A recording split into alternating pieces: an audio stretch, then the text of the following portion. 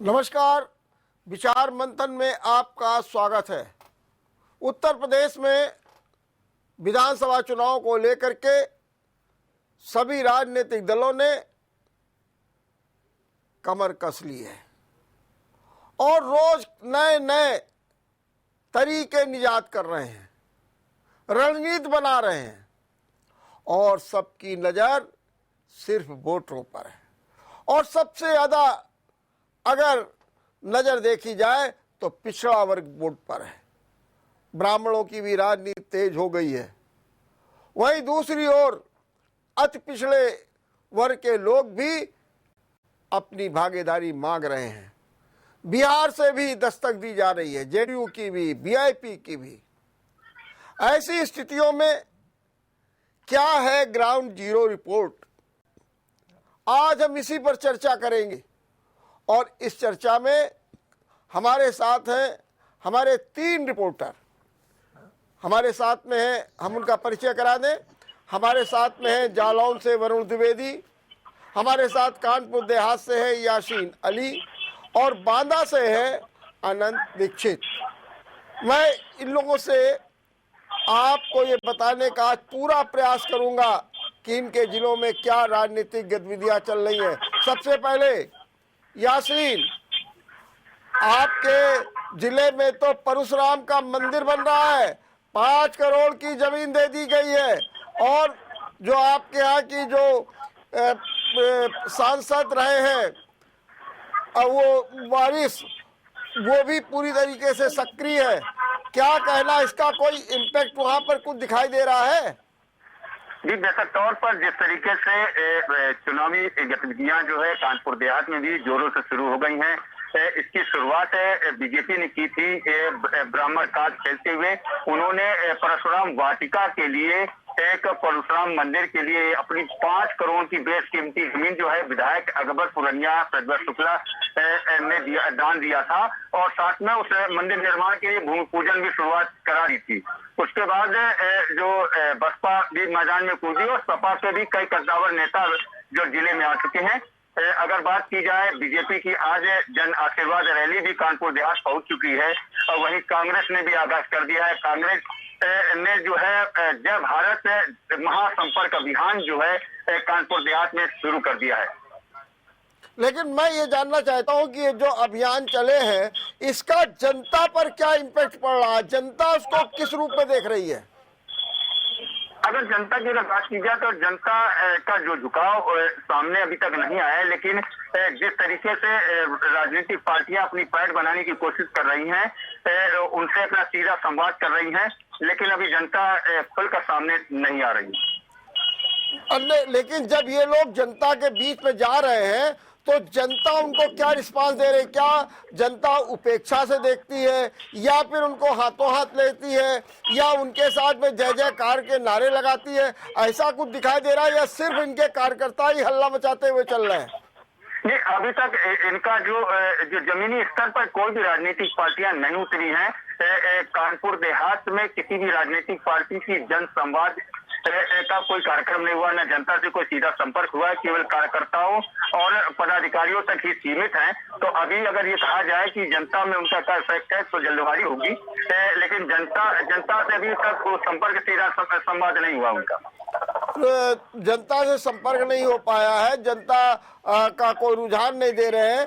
तो ये जो भी पार्टियां काम कर रही हैं वो अपनी रणनीति के तहत, क्या आपको लग रहा है कि जो भाजपा का वहां पर अभी इतना वर्चस्व रहा है तो क्या वो वर्चस्व फिर कायम रहेगा या कहीं ना कहीं कुछ न कुछ कसमकस दिखाई दे रही है? बेशक तौर पर जिस तरीके से यहाँ पर बीजेपी ने 4 विधानसभा सीट जीती थी, उसके बाद 4 लोकसभा सीट जीती थी, ये वर्चस्व कायम रखना बीजेपी के लिए चुनौतीपूर्ण रहेगा, क्योंकि जो पिछले 2017 में कार्यकाल के दौरान जिस मुद्दों को लेकर के ये सत्ता में आए थे, वो मुद्दों को लेकर उन पर जवाबदेही भी इनकी बनेगी, जिससे कहीं ना कहीं जनता अपने आप को ठगा महसूस कर रही है। जनता काफी कोसों दूर समझ रही है। तो कहीं ना कहीं बीजेपी के लिए बहुत कड़ी चुनौती है कि ये चारों विधानसभा सीटें जो हैं कैसे वापस से अपने काबिज रख सकती है। ऐसा कौन सा पॉइंट है जिसके कारण जनता अपने को ठगा सा महसूस कर रही है? ऐसा कौन सा पॉइंट है? अगर बात की जाए विकास की, तो कानपुर देहात में विकास के नाम पर मात्र केवल जो है खाना पूर्ति हुई है। मेडिकल कॉलेज का काम शुरू हुआ है, पिछली सरकार से शुरू होते होते अब तक कब तक चलेगा उसका अभी पता ही नहीं चल पाया। लेकिन जमीनी स्तर पर विकास की अगर बात की जाए तो कानपुर देहात विकास के मामलों में पीछा है। महंगाई से जनता जूझ रही है, जिन मुद्दों को लेकर के काफी जो जनता आक्रोशित भी हुई है और इसका विरोध भी हुआ है। तो कई ऐसे अहम मुद्दे हैं जिनको लेकर के जनता अपने आप को ठगा महसूस कर रही है। चलिए आप बने रहिए, अभी मैं आपसे फिर बात करूंगा। वरुण, जरा ये बताइए आप क्या बाढ़ की स्थिति अब क्या है? बाढ़ से बिल्कुल पूरी तरीके से राहत मिल गई है? बिल्कुल, बाढ़ से अभी पूरी तरीके से काफी खास जो चुनौतियां आती हैं प्रशासन के सामने, जो गंदगी रहती है या जिस तरह से संक्रामक रोग फैलने का खतरा बना रहता है, उसको लेकर प्रशासन तैयारी कर रहा है। क्योंकि बाढ़ के बाद जो कीचड़ एक भारी संख्या में जो कहते हैं सिल्ट, वो जमा हो जाता है गाँव में, तो सिल्ट को हटाया जा रहा है और लोगों को जो खाद्य सामग्री, क्योंकि एक तरह से जो खाद्य उनके पास था वो खत्म हो गया था और जो बचा कुचा था वो गीला हो गया था, तो प्रशासन अमूमन हर किसी को सूखा रसद खाद्य पहुंचा रहा है। साथ ही स्वास्थ्य की टीमें लगातार जो बाढ़ ग्रसित क्षेत्र थे वहां पर लगातार तैनात की जा रही है। क्या जनता जो है सरकार और शासन के कार्यों से संतुष्ट है?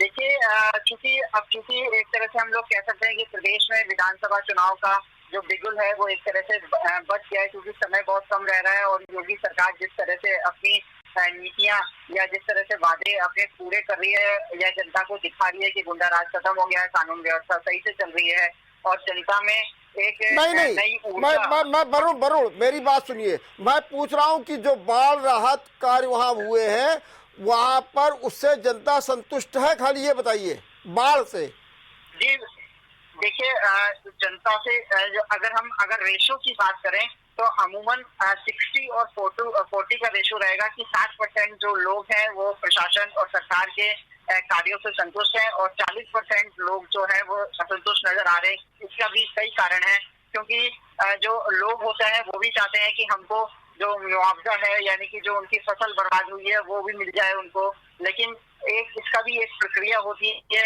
उसमें प्रशासन का कहना है या सरकार की तरफ से जो भी मंत्री आए हैं उनका कहना है कि उनका पहले सर्वे कराया जाएगा, उसके बाद उसकी रिपोर्ट तैयार की जाएगी, उसके बाद उनको मुआवजा दी जाएगा। तो इसमें एक लंबा समय लग जाता है। आपके जिले से केंद्रीय मंत्री बन गए हैं भानु प्रताप वर्मा, क्या राजनीतिक वहाँ पर करवट बदली गई है? कैसा वहाँ पर माहौल बन रहा है? तो ये बहुत बड़ी जनपद जालौन के लिए उपलब्धि है कि 5 बार के सांसद भानु प्रताप वर्मा को केंद्रीय जो राज्य मंत्री बनाया गया है इस बार मोदी कैबिनेट विस्तार में। और आपको बता दें कि जो उनकी जन आशीर्वाद यात्रा है वो आज जनपद जालौन में भी पहुंची है। तो जन आशीर्वाद यात्रा का सीधा यही उद्देश्य है कि इस आशीर्वाद यात्रा से ये दिखाया जाए कि केंद्र की सरकार और प्रदेश की सरकार, क्योंकि दोनों भारतीय जनता पार्टी की सरकारें हैं और आगामी आने वाले चुनाव हैं, तो ये जन आशीर्वाद यात्रा कहीं ना कहीं ये चुनाव में जितनी भी जातीय समीकरण है, सरकार के काम है, या ये कह सकते हैं कि बुंदेलखंड को एक जो केंद्र राज्य मंत्री का जो दर्जा दिया है भानु प्रताप वर्मा को, और उसको भुनाने की पूरी कोशिश करेंगे और उसको किया भी जा रहा है। इसी के तहत ये जन आशीर्वाद यात्रा जो है ये की जा रही है और ये पूरी महोबा, हमीरपुर और आप कह सकते हैं कि लगभग सब जगह चक्र घूमते हुए आज जालौन में भी पहुंची है। तो ये जन आशीर्वाद यात्रा का एक यही उद्देश्य देखने को भी मिला है। क्या रहा रिस्पॉन्स, क्या रहा जन आशीर्वाद यात्रा का? देखिए, जन आशीर्वाद यात्रा हम बिल्कुल कह सकते हैं कि लोगों की भीड़, क्योंकि ये एक राजनीतिक तौर पर कह सकते हैं, क्योंकि काफिला हो जाता है भारतीय जनता पार्टी की गाड़ियों का, और जिस तरह जनता का अभिवादन के तौर पर हम देख सकते हैं तो ये अभिवादन जनता का भी देखने को मिल रहा है। उनको भी लग रहा है कि केंद्र में कई सालों बाद एक कह सकते हैं कि राज्य मंत्री का दर्जा बुंदेलखंड से मिला है और एक बुंदेलखंड से एक चेहरा और वो भी कह सकते हैं कि एससी से चेहरा दिया जाना एक पूरा जातीय समीकरण को साधने की पूरी कोशिश की गई है। चलिए आप बने रहिए वरुण जी, मैं भी आपसे बात करूंगा अनंत जी बांदा से। अनंत जी, आप क्या तो सपा और भाजपा दोनों के बीच में लड़ाई हुआ करती है, इस बार क्या हो रहा है इस समय? बहुजन समाज पार्टी ने कब्जा जमाया था बांदा और बुंदेलखंड के अन्य जनपदों में। बहुजन समाज पार्टी बहन मायावती का एक नसूब था, और जब बहन मायावती सत्ता में जब आई तब बुंदेलखंड से उनको सीटें मिली। उसके बाद समाजवादी पार्टी कभी सत्ता में आती रही, कभी बहुजन समाज पार्टी सत्ता में आती रही, लेकिन जो पिछला चुनाव हुआ उसमें बुंदेलखंड की सभी सीटें भारतीय जनता पार्टी के खाते में गई और बुंदेलखंड वासियों ने योगी और मोदी को पर विश्वास जताया है और कहीं ना कहीं मोदी लहर में ये सीटें गई। उसके बाद मुख्यमंत्री योगी आदित्यनाथ के हाथ से प्रदेश की कमान आई और उसके बाद जब ये 4.5 वर्ष पूरे हो चुके हैं तब अब जन आशीर्वाद यात्रा यहाँ पर निकाली गई है। भारतीय जनता पार्टी के जो नए सांसद केंद्रीय मंत्री बनाए गए उनको इन यात्राओं को लेकर के निकले। इस कड़ी में भी हाल में भानु प्रताप वर्मा यहाँ पहुंचे और उन्होंने काफी लंबी यात्रा करी और बांदा से लेकर के चित्रकूट तक ये यात्रा हुई, जहाँ गांव-गांव पर उन्होंने संपर्क किया। अब रही बात भारतीय जनता पार्टी और समाजवादी पार्टी के बीच के संघर्ष को लेकर के, तो कहीं ना कहीं सीधी लड़ाई में अभी मौजूदा समय में अगर देखा जाए तो सपा और भाजपा के बीच में ही सीधी लड़ाई है, क्योंकि ये गोटी फिट करने का समय है प्रत्याशियों का जिनको चुनाव लड़ना है। जो जिस दल में है अगर उनको उधर से टिकट नहीं मिलता है तो वो इस फिराक में है कि वो दूसरे दल का दामन थाम ले और वहां से टिकट ले आए। इसमें सपा और ये भारतीय जनता पार्टी के जो प्रत्याशी हैं वो अपने अपने दांव में लगे हैं। अगर उनको उनके दल से टिकट नहीं मिलता है तो वो इस फिराक में है कि वो सपा वाला भाजपा से टिकट ले आए और भाजपा वाला सपा से। पर मैं आपको बता दूं कि बहुजन समाज पार्टी एक बड़ा रोल प्ले करने जा रही है बुंदेलखंड में और महाराष्ट्र में खासतौर पे, क्योंकि यहाँ पर जो ब्राह्मण कार्ड खेला है बसपा ने, जो 2007 में खेला था और सत्ता पाई थी, सतीश चंद्र मिश्रा को आगे किया था और मायावती के जो पंख थे, जो सतीश चंद्र मिश्रा के पंख थे और मायावती ने उस ब्राह्मण कार्ड के जरिए यहाँ पर एक सत्ता हासिल करी थी, वो दांव फिर से सोशल इंजीनियरिंग का बहुजन समाज पार्टी खेलने जा रही है। और बबेरू विधानसभा में बबेरू में 27 तारीख को इसका एक सम्मेलन होने जा रहा है, प्रबुद्ध सम्मेलन। और मैं आपको बता दूं कि इस सम्मेलन के जरिए यहाँ के जो ब्राह्मण वोटर हैं उन पर फिराक हासिल की, उन पर कहीं ना कहीं एक सतीश चंद्र मिश्रा के जरिए एक ब्राह्मणवाद का एक नारा, सोशल इंजीनियरिंग का एक नारा बुलंद करते हुए तिलक तराजू और तलवार के खिलाफ की हाथी नहीं गणेश है, ब्रह्मा विष्णु महेश है, इस तरीके से अनंत आपने बहुत अच्छी बात कही। अभी आपने कहा कि भाजपा और सपा के जो लोग हैं वो इस फिराक में है कि अगर टिकट नहीं मिलेगा तो हम दूसरी पार्टी में चले जाएंगे। कितने लोगों के सपा में और कितने लोगों के भाजपा में टिकट कटने के आसार हैं?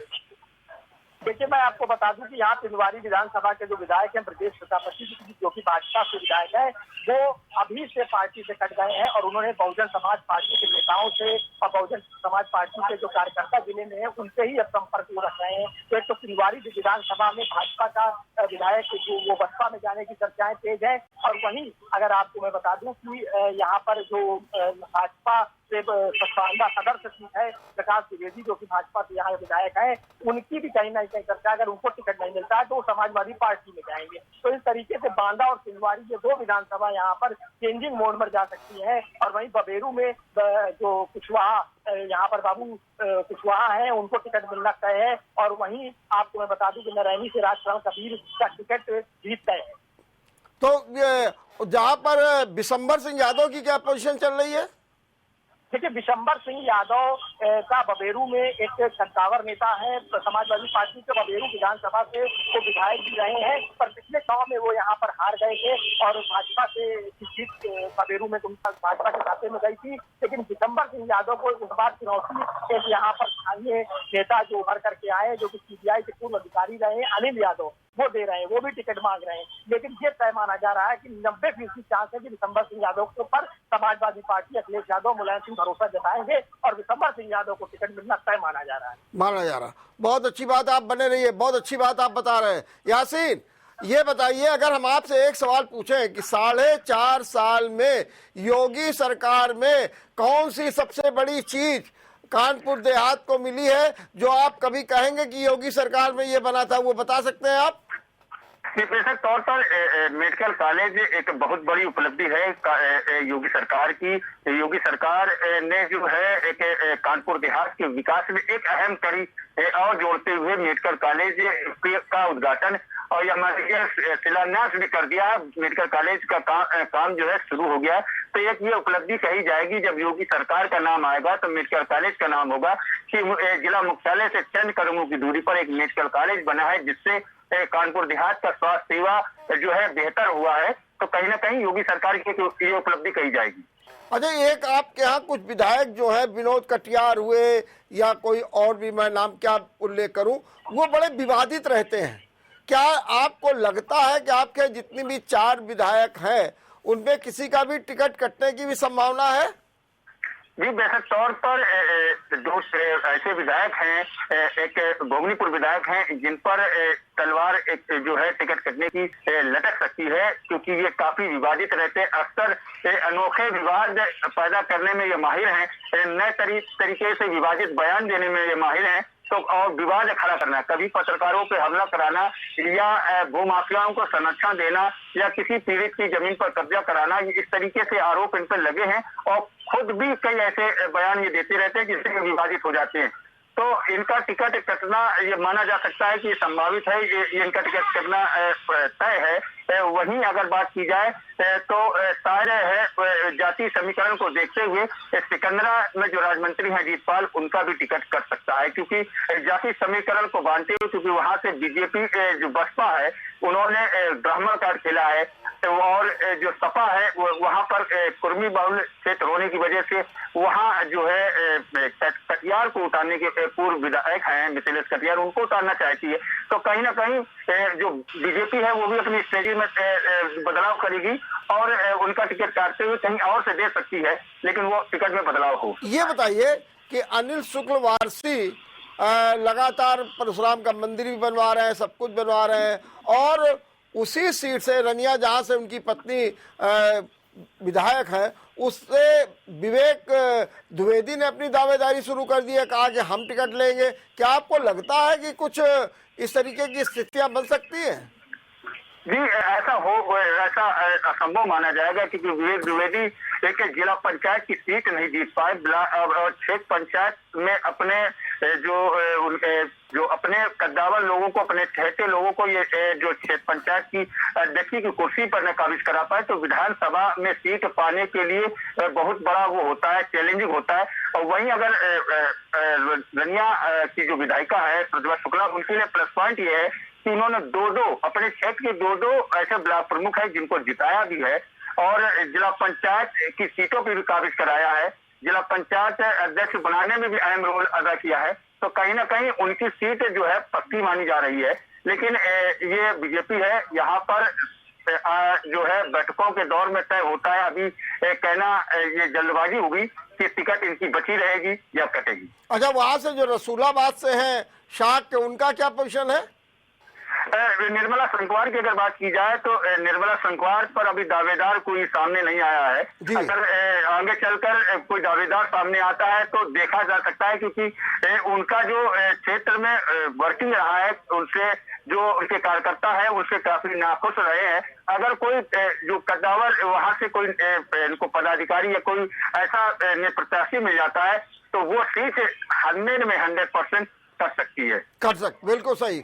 आप वरुण ये बताइए कि इस समय जो राजनीतिक सरगर्मियां हैं उनको देखते हुए जालौन में क्या लड़ाई आपको दिख रही है?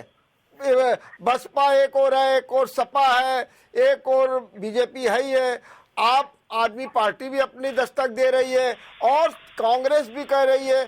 आपको लग रहा है कि किन लोगों के बीच में लड़ाई होने जा रही है जालौन में? देखिए, बिल्कुल जिस तरह से अगर हम अभी हाल की जो जिला पंचायत के जो चुनाव हुए, क्षेत्रीय पंचायत चुनाव, अगर उसमें हम बात करें तो उसमें बहुजन समाज पार्टी ने काफी टक्कर दी थी, क्योंकि बहुजन समाज पार्टी के जो 7 कैंडिडेट हैं वो जीत कर आए थे।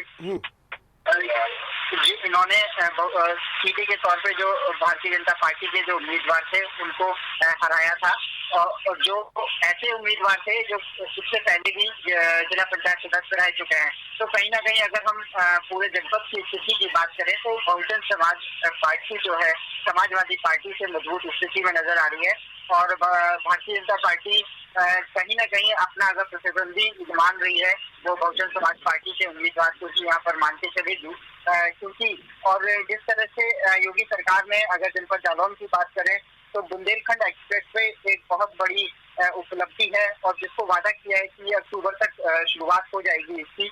तो ये एक तरह से 80 किलोमीटर का जो बुंदेलखंड एक्सप्रेस का रन है वो दिमाग के अंदर गुजरता है, और कई गाँव कई जिले को जोड़ते हुए निकलते हुए, तो एक विकास की धारा भी कह सकते हैं कि यहाँ पर डेवलपमेंट देखा जा सकता है। दूसरा, अगर हम योगी सरकार उपलब्धि की बात करें तो जो पचमेड़ा डैम है उसको भी लेकर उन्होंने 1000 करोड़ परियोजना है दे दी है, उसकी तैयार हो रही है। हालांकि वो अभी आधारशिला वगैरह कहीं कुछ वहाँ पर एक बरो वहाँ पर एक बांध की बात चल रही थी, उसका भी कुछ नहीं हुआ। और अगर हम पूछें आपसे एक सवाल, बुंदेलखंड एक्सप्रेसवे को आप जरा भूल जाइए क्योंकि उसका तो कई जगह खाली, अगर हम आपसे पूछें जालौन को योगी सरकार में क्या मिला? ठीक है, अगर पर्टिकुलर जालौन की बात करें तो जालौन को योगी सरकार ने जालौन को देखते हुए ऐसा कुछ उन्होंने मतलब कि नहीं उपलब्धि मिली है जनपद जालौन के लिए खासकर। लेकिन अगर उनकी योजनाओं के थ्रू बात करें तो एक जिला एक उत्पाद में जैसे काल्पी कागज उद्योग को शामिल किया गया, उससे कई जो कागज उद्योग जो बंद पड़े होते हैं उनको कुछ शुरुआत होने में उनको काफी फायदा मिला है, उनको ऋण मिला है। और दूसरी अगर हम बात करें सरकार की, तो सरकार ने ज्यादातर ध्यान, जैसे आप कह सकते हैं कि प्रधानमंत्री आवास या मुख्यमंत्री आवास है या अन्य वितरण योजना है जिस तरह से चल रही है, तो ये छोटी छोटी योजनाओं को लेकर जनता तक पहुंच रहे हैं। नहीं, लेकिन बरो ये बताइए, काल्पी में ये जो कागज उद्योग था बिल्कुल मरणासन्न हो गया था और वहां पर सब इकाइयां बिल्कुल ठप पड़ गई थी। कि आपकी रिपोर्ट इस समय क्या है? काल्पी में क्या इस समय कितनी इकाइयां चल रही हैं, कैसा उत्पादन हो रहा है? जी बिल्कुल, देखिए एक जिला एक उत्पाद से जो काल्पी के कागज उद्योग है उसका दिन बदले हैं। अगर हम कह सकें कि समाजवादी पार्टी के शासनकाल में या उसके पहले लगभग 100 के करीब इकाइयां थी जो बंद होने की कगार पर थी। अभी अगर रन की बात करें तो अभी लगभग 50 से 60 इकाइयां जो है चल रही हैं, और बाकी जो बंद पड़ी इकाइयां हैं वो उनको आर्थिक अनुदान प्रोसेस में डाला हुआ है लेकिन अभी नहीं हुई है। तो कुल मिलाकर अगर इस सरकार योगी सरकार की बात करें, उन्होंने एक जिला एक उत्पाद के तहत काल्पी कागज उद्योग को पुनर्जीवित करने के लिए प्रयास किए हैं, और उसका प्रयास अभी पूर्णता तो नहीं दिखाई दे रहा है, लेकिन हाँ शुरुआत हुई है। तो जिससे 60 जो इकाइयां शुरू हुई। ठीक बात, बिल्कुल आप ठीक कह रहे हैं। अनंत, कानपुर देहात कह रहे हैं कि हमको मेडिकल कॉलेज मिला, और आपने कहा कि हमारे यहाँ कागज उद्योग जो बिल्कुल ठप हो रहा था उसको एक संजीवनी मिली है। आपको क्या मिला है अनंत? बांदा को क्या मिला योगी सरकार में? देखिए, योगी सरकार में मैं आपको बता दूं कि कहीं ना कहीं कोरोना ने योगी सरकार की हद की थी, और कोरोना के कारणों से भी जनता त्रस्त हुई, महंगाई बढ़ी, उसके बाद योगी सरकार बैकफुट पर आई। लेकिन योगी सरकार ने अगर पूरे 5 सालों पर निगाह डाली जाए तो बांदा को हर घर नल, हर घर जल योजना, यहाँ पर टमाटिन के पिटाई गाँव में ये योजना का काम चल रहा है, और पूरे जनपद की लाइनें दिखाई जा रही है, और जगह जगह ये पाइप डाले जा रहे हैं तो घरों तक नलों में पानी दे, गांव गांव पानी होगा, हर घर में नल होगा, हर घर में जल होगा। लेकिन मैं आपको बता दूं कि इस पर भी योगी सरकार को घेरने के लिए विपक्ष तैयार है, क्योंकि विपक्ष का कहना है कि ये वर्ल्ड बैंक का प्रोजेक्ट है, और वर्ल्ड बैंक के प्रोजेक्ट को भारतीय जनता पार्टी के खाते में बुलाना चाहती है, और ये भारतीय जनता पार्टी की सरकार में ये काम हो जरूर रहा है, लेकिन ये वर्ल्ड बैंक इसको पूरा प्रोजेक्ट को फाइनेंस कर रहा है, और वर्ल्ड बैंक के जरिए ये काम हो रहा है। इसलिए कहीं ना कहीं अगर देखा जाए तो इन पूरे अभी तक के 4.5 वर्षों में कोई भी बांदा को उपलब्धि भारतीय जनता पार्टी की सरकार, योगी सरकार नहीं दे पाई। आनंद, जरा एक सवाल और हम आपसे पूछना चाहते हैं कि अक्सर जब होता है बांदा का जिक्र आता है, चित्रकूट का जिक्र आता है, तो कहते हैं कि वहाँ पर जो है चुनाव में अहम भूमिका जो है वो दस्य सरगना करते हैं। हालांकि इस समय दाऊद जो ददुआ है वो है नहीं और भी काफी लोगों का सफाया हो चुका है। क्या अभी भी वो स्थितियां बनी हुई है बांदा में, चित्रकूट में? देखिए, अब पूरी तरीके से ऐसी स्थितियां समाप्त हो चुकी है। अब पूरी तरीके से यहाँ पर जो भी हावी है वो माफिया हावी है, और माफिया इन द सेंस बालू माफिया हावी है, क्योंकि ये खनिज का क्षेत्र है। और जो बालू माफिया जो यहाँ पर पैसा कमाते थे इस बालू की खनिज संपदा को लूट करके, वही टिकट लाते हैं और वही टिकट के जरिए अपना पैसा खर्च करके चुनाव जीतते हैं और उसके बाद यहाँ के जनप्रतिनिधि बनते हैं। एक ट्रेंड चल गया है। तो इस तरीके से अगर देखा जाए तो अब दस्यु सरगनाओं का तो सफाया हो चुका है, यहाँ पर कोई रोल नहीं है। लेकिन हाँ, माफिया राज माने आपके हिसाब से वहां पर खनिज का माफिया राज है, बाकी जो दस्य सरगना की बात थी वो पूरी तरीके से समाप्त हो चुकी है। जी बिल्कुल।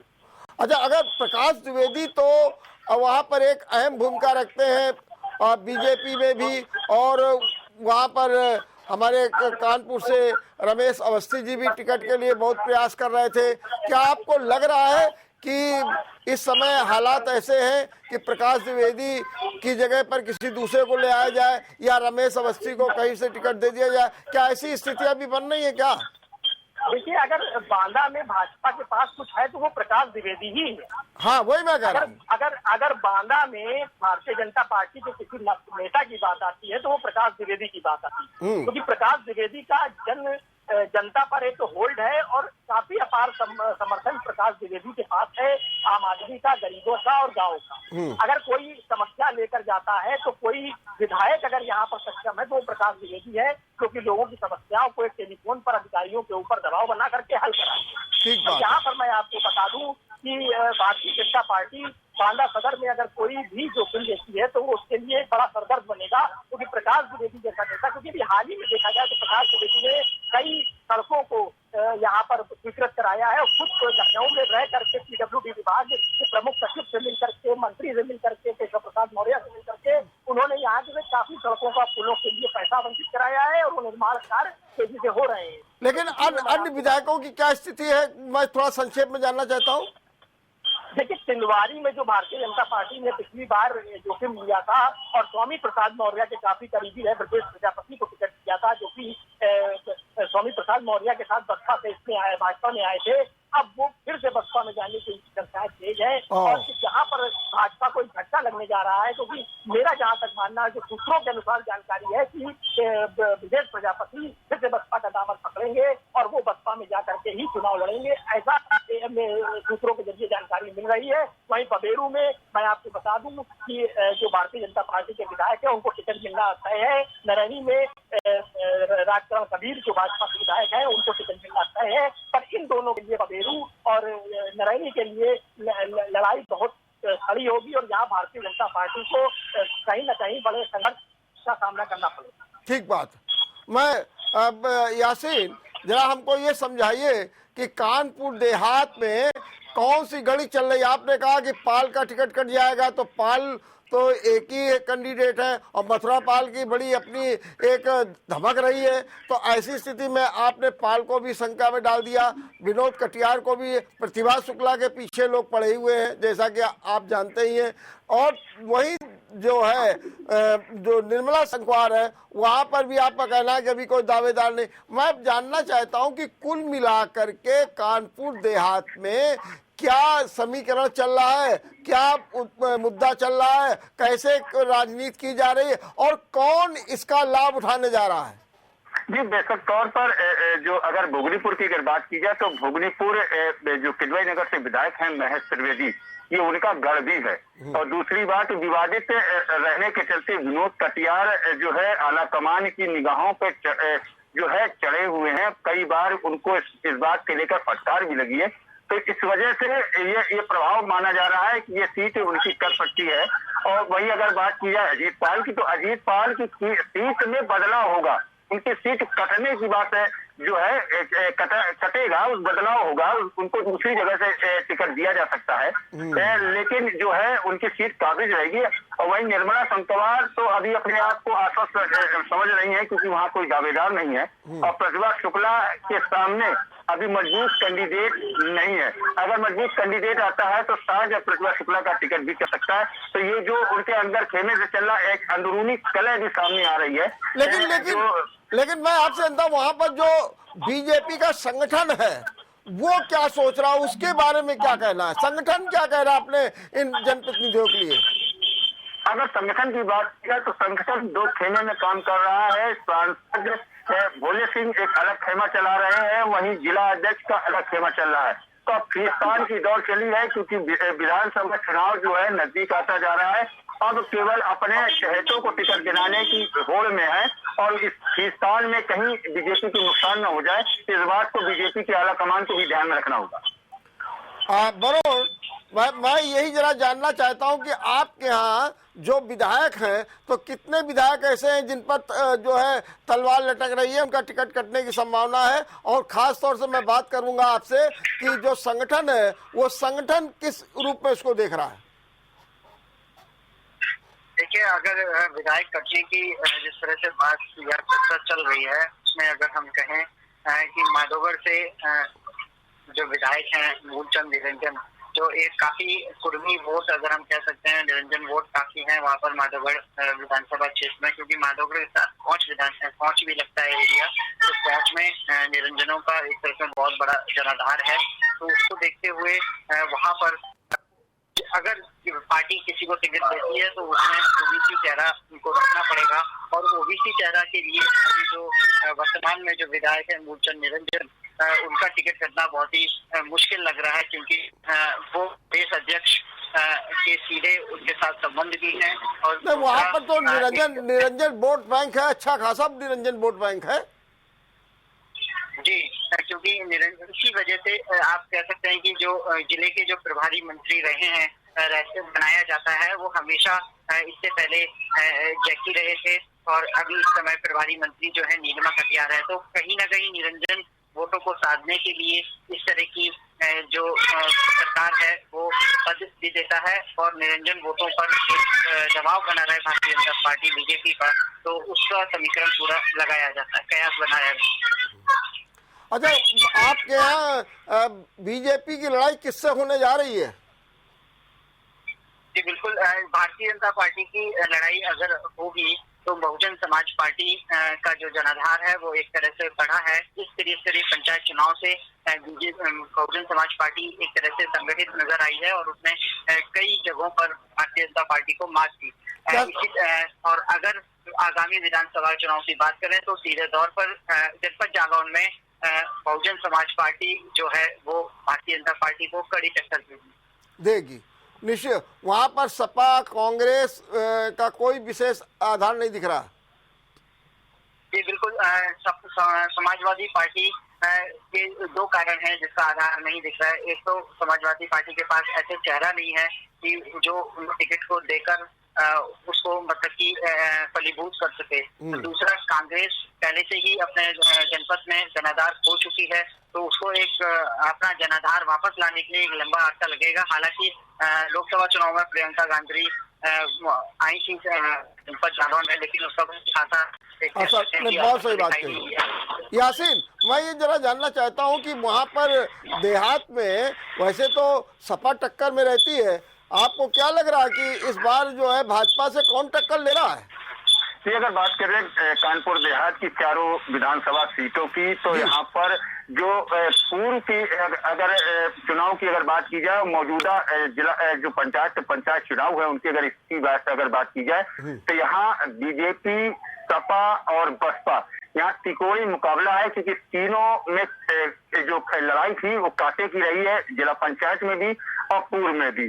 तो और एक सीट एक ऐसी है जहां पर कांग्रेस भी थोड़ा दम मार सकती है, एक सिकंदरा विधानसभा, क्योंकि ये पूर्व सांसद जो है और जो प्रियंका गांधी के सचिव भी है, उनका ये क्षेत्र रहा है। उनकी पत्नी यहाँ से चुनाव लड़ा करती थी सपा से, तो वो भी दावेदारी वहां से ठोक रहे हैं। तो कहीं ना कहीं जो इस दौर पर अगर बात की जाए तो एक सीट कहीं ना कहीं उस पर भी दम कांग्रेस मारने की कोशिश करेगी, ताकि यहाँ त्रिकोणीय मुकाबला देखने को मिलेगा। लेकिन सिकंदरा में तो कुर्मी वोट है ये माने रखता है, वहाँ ब्राह्मण वोट माने रखता है। अगर आप देखिए तो वहाँ पर नरेंद्र सिंह चुनाव जीते रहे हैं। फिर उसके बाद अगर आप देखें तो आप अभी महेश त्रिवेदी का जिक्र कर ही रहे थे, राकेश जो वहाँ पर है वो जीते रहे वहाँ पर चुनाव। तो अगर यूँ देखा जाए तो ब्राह्मण कुर्मी ये इस तरीके के वहाँ की राजनीति रही है। तो ये जो कांग्रेस की जो कैंडिडेट है ये किस जाति समीकरण में फिट हो रही है? ये अगर बात की जाए तो सिकंदरा में कुर्मी बहुल क्षेत्र है, तो सीमा सचान जो पूर्व सांसद हैं, उनकी पत्नी है, तो उनका जो इफेक्ट है वो क्षेत्र में रहा, वो सपा से कैंडिडेट लेकिन वो एक बार तो लड़ तो चुकी है वहां से राकेश सचान की पत्नी सीमा सचान जी, बेशक तौर पर लड़ चुकी है और रनअप अप रही है, तो इसलिए उनका प्रभाव हो सकता है। तो हमने उस सीट पर वो जरूर है कि थोड़ा बहुत कांग्रेस लड़ती ही दिखाई देगी। बाकी अगर सीटों की अगर बात की जाए तो सपा, बसपा और भाजपा ये तीनों पर जो कड़ी टक्कर है वो देखने को मिलेगी, क्योंकि ये तीनों सीटों पर कभी सपा ने काबिज हुई है, कभी बसपा काबिज रही है, आज मौजूदा समय में बीजेपी काबिज है। तो ये तीनों सीटों में इनका जो पार्टी बेस वोटर है वो भी मौजूद है, तो लड़ाई जो है कांटे की रहेगी। चलिए अनंत, एक बात बताइए कि विपक्ष किस मुद्दे को लेकर के भाजपा को घेर रहा है, या वो इतनी अपनी घेराबंदी कर ही नहीं पा रहा है, ऐसा कोई उसके पास मुद्दा नहीं है, क्या बताएंगे आप?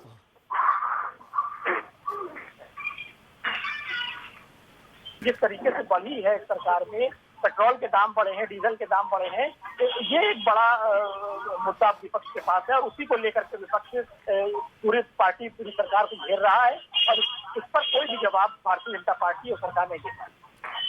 लेकिन अनंत, भारतीय जनता पार्टी तो महंगाई की बात ही नहीं करती, बेरोजगारी की बात नहीं करती है। अब तो वहां पर सीधे सीधे तौर पर जैसे कि तालिबान की बात पर जो लोग बयानबाजी कर रहे हैं उसको उभारा जा रहा है, राष्ट्रवाद उभारा जा रहा है, मतांतरण की बात की जा रही है, आतंकवाद को उठाया जा रहा है, जनसंख्या नियंत्रण को उठाया जा रहा है। मुद्दे तो ये है, महंगाई की कौन बात करता भाई? देखिए, शुरू से एक हथियार रहा है भारतीय जनता पार्टी का, और जब प्रधानमंत्री नरेंद्र मोदी ने महोबा में यहाँ पर एक टर्निंग पॉइंट मिला था और शमशान और कब्रिस्तान की बात करी थी, तब एक पोलराइजेशन हुआ था और उसी का फायदा भारतीय जनता पार्टी को पिछले विधानसभा चुनाव में मिला था और बुंदेलखंड की सारी सीटें मैं आपको बता दूं, ये राष्ट्रवाद और पोलराइजेशन, धार्मिक पोलराइजेशन का जो फायदा भारतीय जनता पार्टी को मिलता है, ये पॉजिटिव पॉइंट इसको लेकर के पार्टी हमेशा आगे बढ़ी और बढ़ रही है। इधर राम मंदिर को भी ये चुनाव के समय हाईलाइट करेंगे, लेकिन मैं आपको बता दूं इस बार का जो चुनाव है वो भारतीय जनता पार्टी के लिए बहुत आसान नहीं होने जा रहा है बुंदेलखंड मांडा में, क्योंकि यहाँ पर सबसे पहले तो महंगाई बढ़ी है और दूसरा यहाँ पर कुछ जातिवाद है, जो ओबीसी वोटर है और जो यहाँ पर SC/ST वोटर है, ये भी कहीं ना कहीं भारतीय जनता पार्टी के सत्ता नजर आ रहा है और उसका फायदा बहन मायावती और बहुजन समाज पार्टी को मिलने जा रहा है। और अगर सोशल यूनियन का और सतीश चंद्र का फॉर्मूला फिट बैठता है तो कहीं ना कहीं बुंदेलखंड में की रोल बहुजन समाज पार्टी इन चुनावों के लिए करने जा रही है। लेकिन ब्राह्मणों में क्या चल क्या रहा है? आपने तो आम ब्राह्मणों से बातचीत की होगी और आपने जानने की कोशिश की, ब्राह्मण क्या कह रहा है? देखिए, मैं आपको बता दूं कि ब्राह्मण एक बुद्धिजीवी वर्ग है और वो कहीं ना कहीं अभी बहुत चीजों को देख रहा है, उसकी नजर है कि किन प्रत्याशियों को टिकट मिलता है और कौन सा पार्टी किस तरफ ज्यादा झुकाव करती है, ब्राह्मणों का सम्मान किस तरफ ज्यादा बढ़ता है, इस पर पूरी ब्राह्मण वर्ग की नजर है। जो यहाँ के नेताओं से बात हुई है, उनका अभी प्रत्याशियों पर नजर है कि हमारे कौन सी पार्टी हमारे प्रत्याशियों को, हमारी जाति के प्रत्याशियों को किस तरीके से महत्व देती है और किसने हमारे लिए कुछ क्या किया, इस पर भी नजर ब्राह्मणों पर है और वही आगे चल करके की रोल बनी। मैं अब आप तीनों लोगों ने बहुत अच्छे ढंग से भाई बताया और निश्चित रूप से आप ग्राउंड पर हैं और आप अच्छी रिपोर्टिंग भी कर रहे हैं, इसमें भी दो राय नहीं, क्योंकि आपने अच्छे ढंग से। मैं जरा एक आखिरी सवाल आपसे पूछना चाहता हूं, जरा उसका जवाब आप दीजिएगा। सबसे पहले सवाल ये है, क्या आपके यहाँ कोई भी पार्टी सीधे स्विप कर जाएगी सबको किनारे, या आपके यहाँ सीधा संघर्ष होगा या कांटे का संघर्ष होगा, या अभी कुछ नहीं कहा जा सकता है कि परिणाम क्या होंगे? सबसे पहले वरुण बताइए क्या होने जा रहा है? हम आज आपसे जानना चाहते हैं, हम नोट भी कर रहे हैं कि परिणाम वाले दिन देखेंगे वरुण जी ने क्या कहा था। बताइए क्या होने जा रहा है? देखिए, हाँ, जनपद जालौन में 3 विधानसभा जो है सुरक्षित है। विधानसभा की बात करूं तो उड़ई विधानसभा में जो उम्मीदवार हैं उनका बीजेपी से नहीं, आगे टोटल बता दीजिए, टोटल बताइए, टोटल क्या होने जा रहा है जालौन में? जो रुझान चल रहा है उसके हिसाब से बता दीजिए। बीजेपी स्वीप करेगी क्लीन। ठीक, एक ओके, आपके हिसाब से बीजेपी स्वीप करेगी। यासीन, कानपुर देहात में क्या होने जा रहा है? अगर कानपुर देहात की अगर बात की जाए तो चारों जो विधानसभा है वहाँ त्रिकोणीय मुकाबला देखने को मिलेगा, कांटे की टक्कर होगी। अभी अगर ये कह दिया जाए कि जो कोई सी पार्टी जीतेगी, ये जल्दबाजी होगी, क्योंकि यहाँ पर जो कैंडिडेट हैं, कैंडिडेट डिसाइड अब होगा कि कैंडिडेट तय करेगा कि वो अपनी पार्टी को जिता पाता है कि नहीं। चलिए, बहुत अच्छी बात बताई। अनंत, आप किस रूप में देख रहे हैं वहाँ का इलेक्शन बांदा का? देखिए, पूरा इलेक्शन त्रिकोणीय होगा। सपा बसपा भारतीय जनता पार्टी इन तीनों में कांटे की लड़ाई होगी और भारतीय जनता पार्टी के साथ बांदा सदर की सीट पॉजिटिव है। बाकी 3 विधानसभाओं सिद्धवारी, बबेरू और नरैनी में भारतीय जनता पार्टी अगर कोई जिताऊ कैंडिडेट नहीं लाती है तो भारतीय जनता पार्टी वहाँ पर बैकफुट पर है और वहाँ पर सपा बसपा आपस में मजबूत स्थिति में लड़ेंगे। चलिए, बहुत धन्यवाद आप तीनों लोगों को, बहुत धन्यवाद। आपने बहुत अच्छे ढंग से अपनी बात प्रस्तुत की है, बहुत धन्यवाद। ऐसे रहिए, हम आगे बात भी करेंगे।